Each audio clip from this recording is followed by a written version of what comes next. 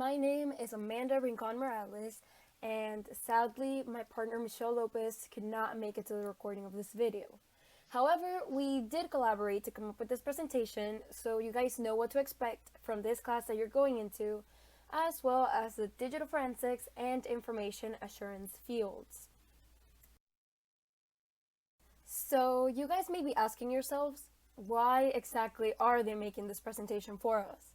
Well, it's because Michelle and I are honors college students. That means that we are required to earn at least 18 hours of honors contracts or courses. Therefore, we decided to contract with Dr. Karpoor this semester. That means that we agreed to do an extra project for his class to help us gain honors hours.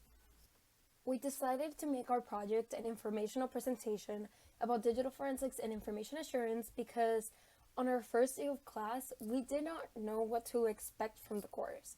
So our lack of knowledge during the first day of class inspired us to work on an assignment that can help future students like you gain more information about DF and IA and its benefits to our future before you go into class on the first day. And hopefully we will expand your interest in the fields to inspire you to make this your future careers. Before the continuation of this presentation, we just wanted to let y'all know a little bit about us. So I am Amanda, and my major is Digital and Cyber Forensic Engineering Technology. I am also a criminal justice minor. Personally, I'm not entirely sure if I will want to continue my education into graduate school, but if I do, I would definitely like to study either digital forensics or homeland security studies. As for my dream job, it is to be a digital forensic investigator and hopefully get promoted to become an expert witness. I am not entirely sure if I want to go as big as federal, but I know for sure that I want to start at a local police department and hopefully build up to the state level.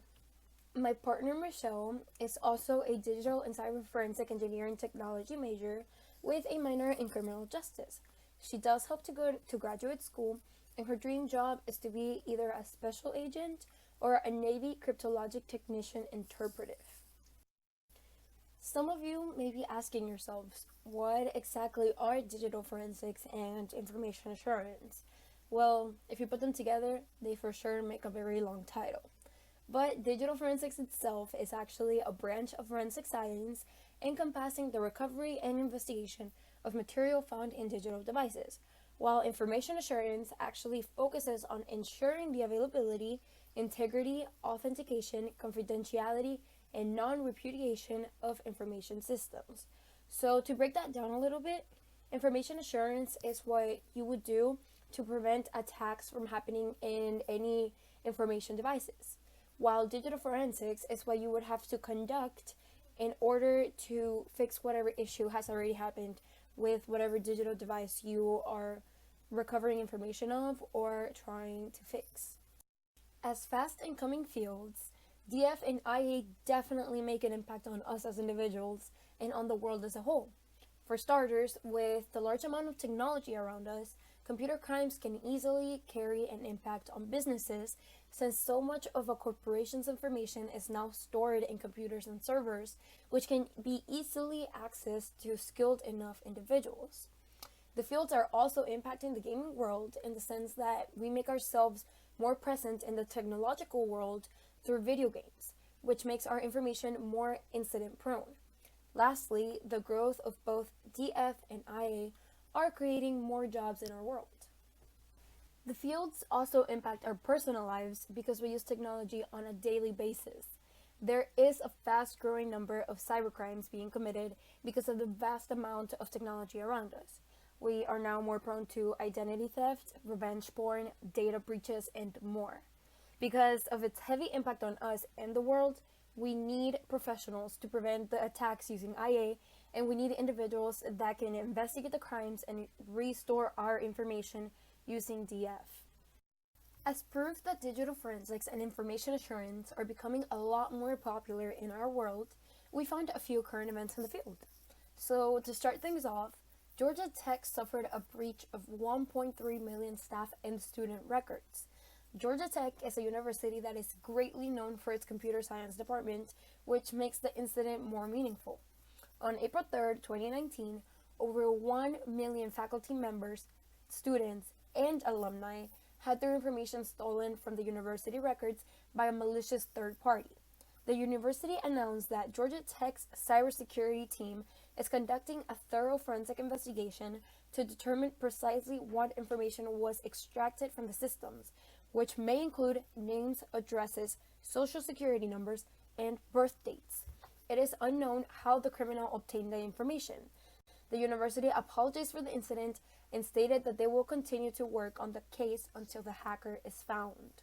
In some other tech news, in 2018, two men were accused by the American government of conspiring alongside the Chinese government to steal information from American tech companies and the personal data of around 100,000 U.S. Navy members. The two men were charged for committing computer intrusion, wire fraud, and identity theft. They were able to steal the information of about 45 U.S. tech companies and government agencies. It is believed that the U.S. was not the only country targeted by the two. Many of the companies and agencies attacked by the hackers made prosecutors believe that the two men were stealing information to help China surpass the U.S. as the largest global superpower. Most of the stolen information had the potential to impact the American economy, so the U.S. and other nations such as Canada, the U.K., France, and Germany partook in a lawsuit against the group accused of the global scheme. In the first few days of class, you guys might hear Dr. Karpoor talk about the types of computers that you might want to carry into class with you when needed for labs, assignments, or any other project. The conclusion will mostly be the same. Sorry, Apple users, a computer running Windows would be your best friend in this class. To explain why, we compiled a few pros and cons about each operating system to highlight why Windows devices tend to be more reliable when starting your forensic career. To start things off, the main pro of Windows is that the operating system is highly compatible with most internal and external devices. Windows supports most, if not all, of the programs that you will be running during this class. It is also very easy to use due to its familiarity. However, as some of you may know, Windows devices do tend to have lots of bloatware, which take from the space capacity of the computer. Also, since it is a closed source system, it can make it harder to fix some technical issues. Lastly, Windows is known to have poor security and much virus vulnerability. One of its developers even admitted that their devices just aren't engineered for security. As for macOS computers, they would be very great to use in a forensic setting because the information within them is much more safe than the information in a Windows computer. Also, you would get exposure to new tools and different software perspectives. However, on the other hand, you would not be able to run many of the programs that you guys will be needing during this class, unless you download extensions to be able to run different operating systems. Therefore, preparing a Mac to be used in this class can become tedious until you are used to the process. So, if you have a Mac, Dr. Karpoor will work with you to be able to use the device in class. However, you have to be aware that it can be kind of challenging to make it work in this class environment. So, you can come into class with an open mind into getting a Windows computer if you do not want to work to be able to use your Mac in class. At the end of the day, it is all your choice, and we just wanted to inform you before you stepped into class and were hit with the surprise of not being able to use your Mac unless you do some extra work. If you would like to do some research before stepping foot in this class, or are wondering what types of skills to have to succeed in this course or even this career, this is the perfect slide for you. On top of all things, it is very, very important for you to have some programming skills. At this point, most of you should have taken Programming 1 and maybe even Programming 2. If you haven't, some concepts could be a bit tougher to understand than it will be for your classmates. By the time that you start your forensic career, it would be great for you to know Java, JavaScript, Python, C++, and a few others. For this class, a language or two will be more than enough. Our primary tip when learning a programming language is to focus on their case sensitivity. That is generally where most people go wrong. You can also look into some data reading and cryptography before reaching the subjects during this class time on top of programming. As a future digital forensic expert, if you really are interested in the field, you will be required to use many forensic tools. Two of the tools that will be provided for you in this class are Access Data's Forensic Toolkit and Guidance Softwares and Case. I strongly advise you to watch some videos on the usage of the tools because you will surely get assignments that will require you to use these tools in the classroom. Being familiar with them can help you save much time once you are given your assignment. However, don't stop there. Look into some other tools such as Autopsy, ProDiscover, HXD, and more. Other topics of research can include decryption and mobile forensics. Lastly, we highly encourage you to evaluate your personality and likings before following a job in this field. An investigative nature, analytical talent, computer science and tech skills, organization, communication, and a desire to continue learning outside of the classroom and some personality traits that will help you excel in this career environment. Not to ruin Dr. Karpoor's lessons, but he will surely talk you guys into applying for internships as soon as possible. And we agree with him 100%. Internships will allow you to find out if this is really the field you wish to go into. They will also come in handy when it comes to applying for jobs in the future. Due to their importance, we have picked some internships that you can start looking into. To start things off, we have the cybersecurity intern with CGI Tech Corporation. It is currently located in San Antonio, Texas, and it is described as a role that you are hired into as if it were a job. In this role, you will be required to do some penetration testing, vulnerability assessments, and computer forensics. In order to get this internship, you will be required to demonstrate an interest in technology and business. You need to be working towards a bachelor's degree at a 4-year institution, and you must have a 3.0 GPA, as well as some excellent technical, written, and oral communication skills. It is also suggested that you know programming languages such as C, C++, Java, C#, Perl, and Python. On the other hand, we also have the Software Engineering Arundo Analytics internship. This one is currently placed in Houston, and it is described as a position where you will be working with developers and engineers. You will be required to do some peer reviews, pair programming, and you will be developing good software practices. You are required to have a bachelor's degree or progress in computer science, electrical engineering, or IT certifications. You will also be required to go through a background check and drug testing. Some suggested programming languages for this internship are React, JS, JavaScript, TypeScript, Go, Ruby, Elixir, and Python. Another internship that might be good for you to look into is the Texas Summer Intern Program with the NSA. This internship is described as one that can help you gain hands-on experience and build your knowledge. This one is offered in multiple areas of studies, so it is good for many types of students and their majors. Some requirements are that you must be a college freshman, sophomore, or junior studying in academic fields such as computer science, computer engineering, mathematics, international relations or studies, and data science. On the other hand, you also have the Collegiate Hiring Initiations with the FBI. This internship is located in Houston, Texas, and it will help develop and implement tools. It will help you investigate situations, analyze and perceive digital evidence, and it will give you the opportunity to be innovative.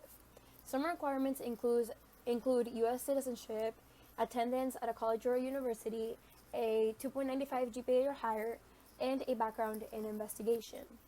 Other internships worth looking into include the Data Center Management Intern Program with the NSA, the Intern Cybersecurity Associate with iHeartMedia, and the Undergraduate Internship Program with the DOJ.